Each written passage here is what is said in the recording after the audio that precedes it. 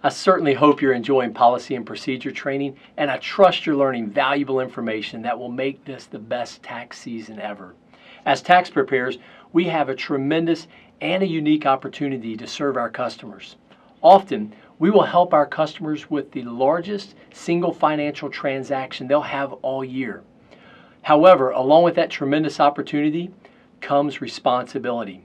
As paid tax preparers, we have a responsibility to meet certain requirements when we're preparing returns for customers with certain credits, such as the Earned Income Tax Credit, the Additional Child Tax Credit, as well as the American Opportunity Credit. Our goal, of course, is to exceed our customers' expectations by delivering fanatical customer service while meeting our due diligence requirements at the same time. To help us accomplish this, we've put together a few short videos with common scenarios that we find in our tax office that will help us practice both of these, delivering a fanatical customer experience as well as meeting our due diligence requirements. As a matter of fact, let's go out to the tax office now, where we'll find Susie with customer Crystal. Crystal's a single mom with 2 children, ages 10 and 8, where she does babysitting and made $14,000 and has no expenses. Let's see how Susie handles the due diligence portion of this tax return. Okay, let's see. When did you last see your children's dad? It was on Thanksgiving Day. Okay. And where did you see him? He dropped the boys off to me at my house. At your house, okay. And let's see, how often does he see them? They only see him about once a month. About once a month. Okay. And what's the address where he lives? Well, you know, he just moved, so I don't have the address. But how about city and state? Well, he's just about an hour away, right here in Jonesville. Okay, great. And what written form of expenses do you have for your business? Oh, I don't have any expenses. And what steps did you use to calculate the income? I just made that.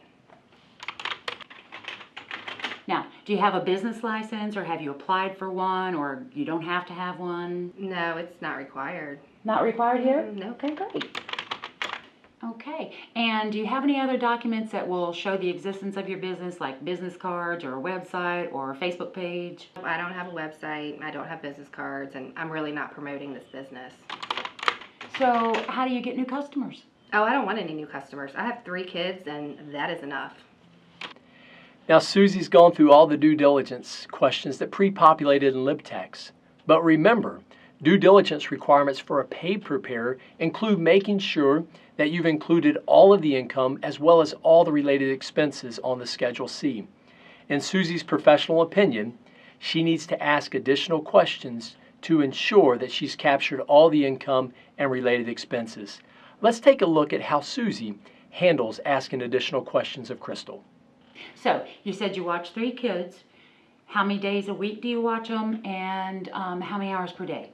Okay, well, I have 2 kids that I watch 5 days a week. Okay. And then I do have one child who's part-time that after school I watch him. Okay. Okay, and how much do you charge? So for the 2 that I watch full-time all week, I charge them $100 a week. And then for the after-school child, he is $70. Okay, you get that in. Now let's see. Why are your expenses so low? I just don't have any.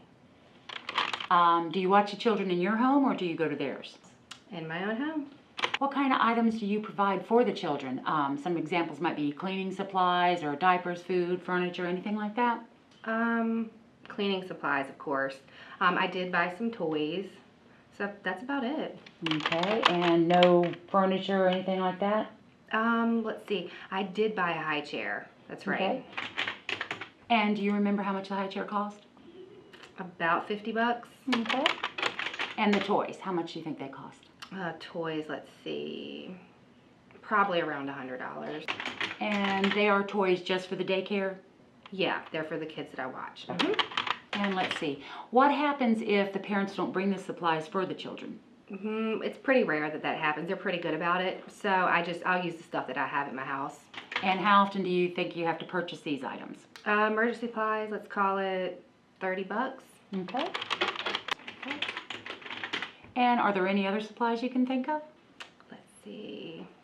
I don't think so. I think that pretty much covers it. And let's see, that seems to be everything we need for our due diligence for the IRS. So let's go ahead and talk about how you'd like to file your tax return. Okay. Sounds good. Okay. Well, as you can see, after some additional questions, Susie discovered the income was a little bit higher than the taxpayer had originally thought, as well as uncovered some expenses the taxpayer didn't realize that she had. Let's take a look at another common scenario we find in our office. Linda walks in claiming 3 children. One's her own, one's a niece, and one's a nephew. She has a hairdressing business that doesn't have any income recorded or any expenses recorded. Let's take a look at how Max walks through the due diligence questions to understand who can claim the children for the Earned Income Tax Credit. Okay, Linda, since you qualify for the Earned Income Credit, I have additional questions that I need to ask. Okay. The IRS may ask you for documentation. What documentation do you have for each child that shows the children lived with you, such as school or medical records? Well, when I gave you the W-2, I gave you their social security cards too, so you have that. Well, I've reviewed the Social Security cards, and unfortunately it does not contain an address. Do you have any other type of documentation? I guess I could get like school records or something. Okay, well, Lisa is only 4. Is she enrolled in school as well? Yeah, she's in pre-K. Are you the legal guardian of all 3 children? Well, I am for Elena, but not for Lisa and Fred. Well, when did the children start living with you? About, I guess 2 years ago. Well, what are the names and relationships to the children of anyone who lives in the home who is not listed on the tax return? Nobody else lives there. Okay. For each child, why aren't the children's parents claiming them? Well, they didn't have jobs, so, you know. Okay, so they were unemployed. What is the name and relationship to you of the children's parent? Well, Lisa and Fred's mom, that's my sister, Julie. Okay. Well, what is the name of the person who cared for the children while you worked? Well, they go to school, so. Okay. Well, what school do they go to? It's, Southern Elementary, Southern Elementary. So when did you last see the children's other parent? Well, I mean, I saw their mom, this morning, so. Okay, well, where did you see? Well, in the kitchen. I mean, we live together, so I see her all the time. Okay, so your sister lives with you. Does anyone else live in the home? No, it's just me, my sister, and the kids. Well, where are the other parents? I mean, I don't really understand why you need to know that. I do understand, but because of the regulation and the credit that you qualify for, we want to make sure that we document any questions that could come up if the IRS ever looks at the return. Well, they can't claim the children. We haven't seen them in years. They don't do anything for the kids. Like, they can't claim them. Okay. So the other parent never sees the children and you don't have any idea of where they are? Nope, sure don't. All right. Thank you. I hope you noticed Max asked some questions in addition to the questions that pre-populated in LibTax to make sure he had a good understanding of who could claim the children. He documented those questions in LibTax to make sure that he had a thorough tax interview to understand exactly what the living arrangements and who provided care in the household. Now, Max isn't through with this interview yet. He has a Schedule C to complete, and the taxpayer doesn't have any records of the income or the expenses for her hairdressing business. Let's see how Max helps the customer reconstruct her income and expenses. All right, so what written form of documentation of expenses do you have? I mean, I didn't have any expenses, so I don't have any, documents of that or anything. Okay. Well, what steps did you take to calculate your income? Well, I keep a log of all, a logbook. What information do you record in the logbook? Well, what do you mean? All right, well, so what type of client information do you write down in this logbook? Do you record what services you provided or the amount that you charge per client? So yeah, I put like the names, like what I did, how much I charged, all that stuff. All that stuff's in there. Okay. Well, what steps did you take to calculate your expenses? Well, I already told you I don't have any expenses. Okay, well, we just want to make sure that IRS is very clear that that you do not have any expenses. So that's why I'm asking the question again. Okay. But so for you don't use items such as combs, hair dryers, scissors, anything like that to perform your business? Well, of course I do. Okay, did you supply any of those? No. I mean, the customers supply everything. I don't really have to bring anything. I don't understand why you're asking all these questions. Like, I didn't have to go through this last year.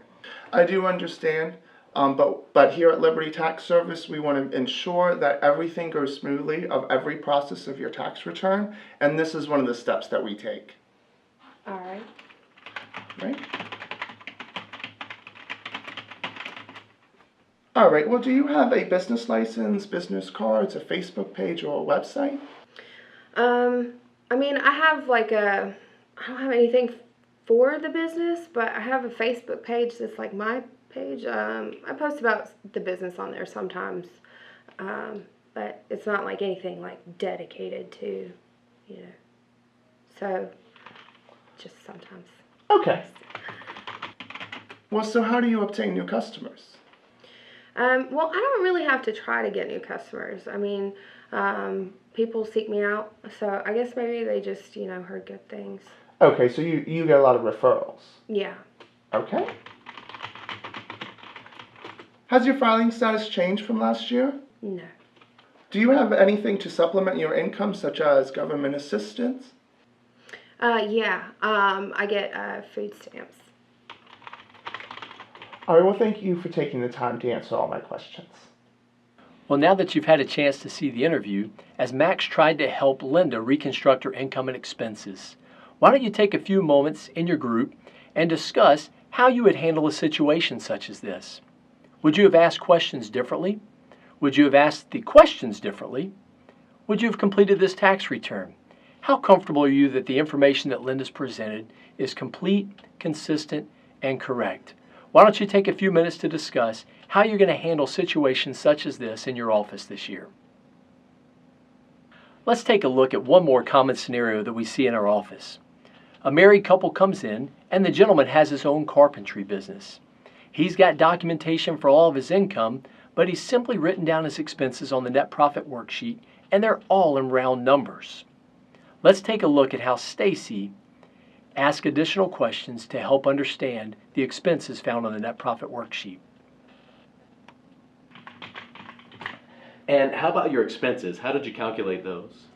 Really off the top of my head, I just know what I bought and know what I used, and I kind of get the numbers from there. From receipts of things you bought? Exactly.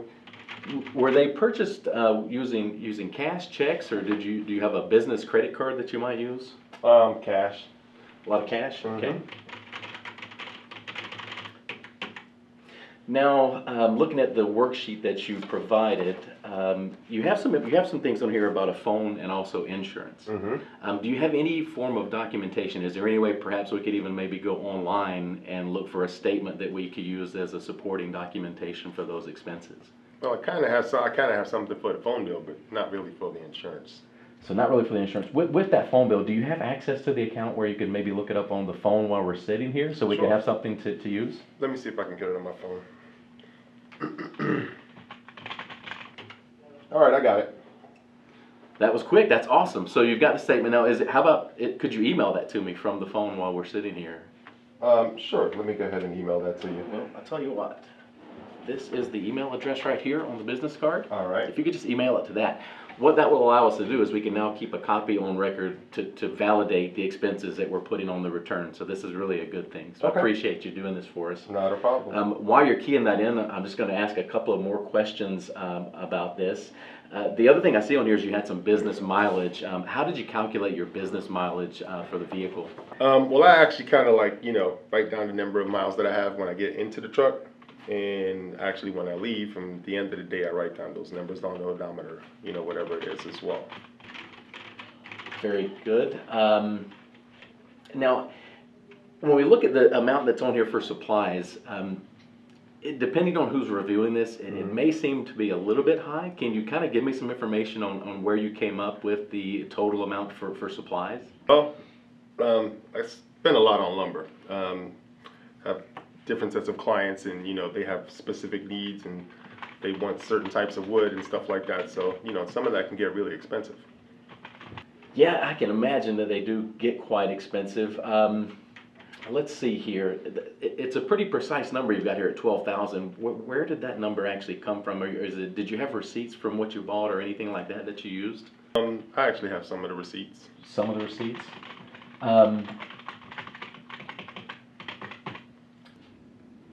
All right, so Carlos, were you required by the state to have some type of a contractor business license to have this carpentry business? Yeah, actually, I have a contractor's license. That's kind of what that $200 expense is right there. I see. Now, was it exactly $200? I think so, more or less in that range. I'll tell you what, it's better off if we can be sure about this. So I'm going to look it up and just kind of look through Google real quick to see if we can find it. Okay. And that way we'll have something to put in our records to show where we got this number. Not a problem.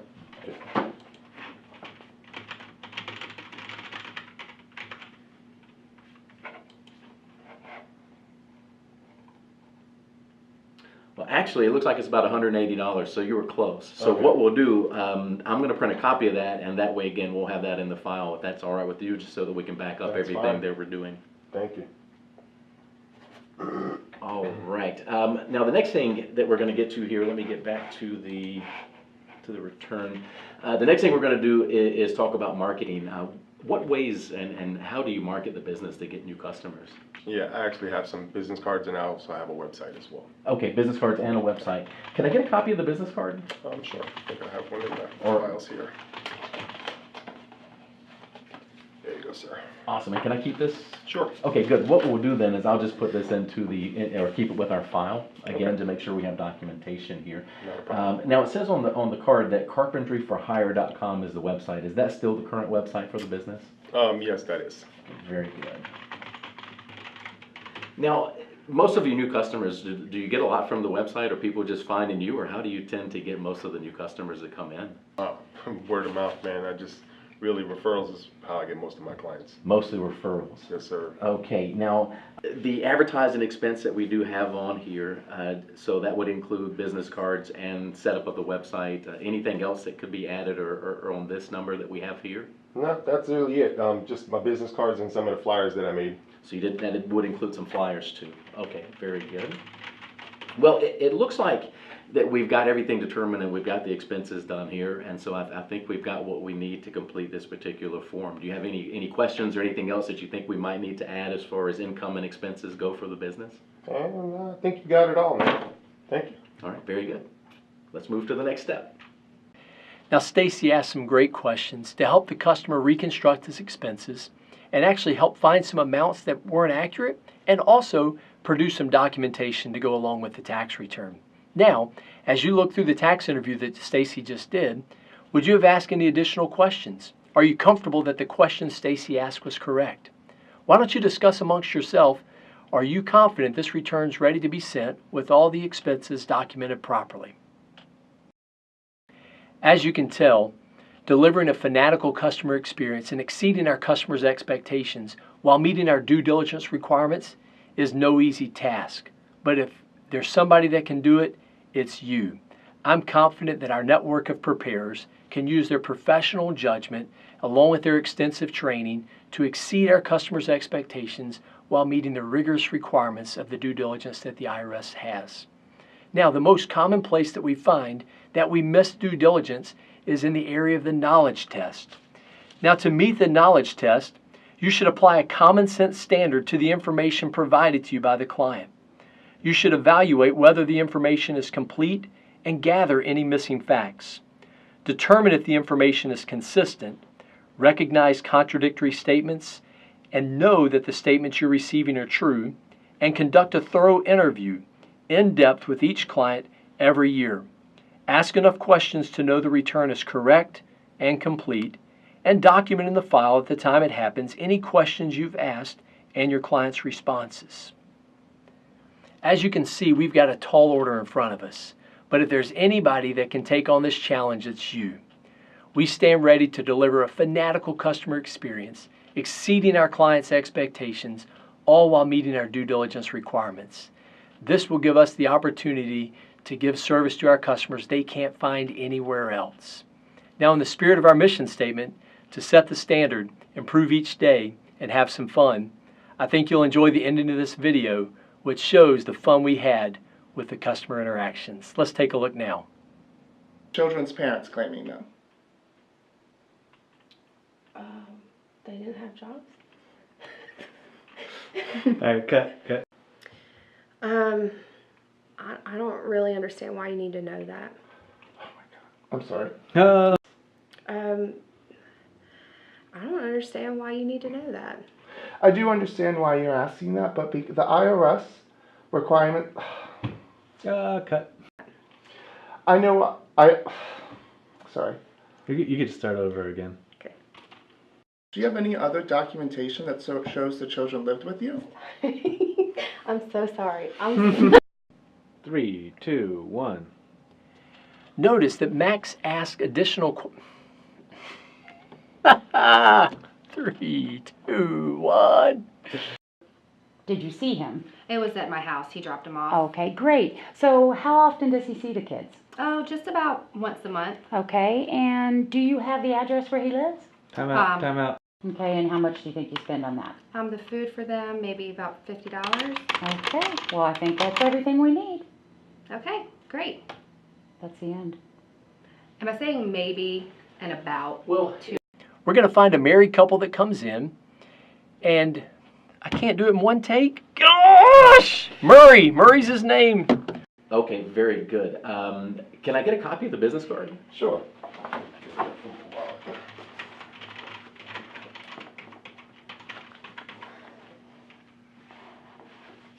Pause. You're pretty sure you can't get the phone one online? Well, let me see if I can access it on my phone.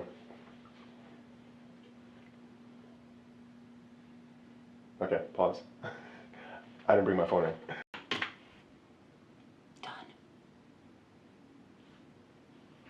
Battery. All right, well, thank you for taking the time to answer all my questions.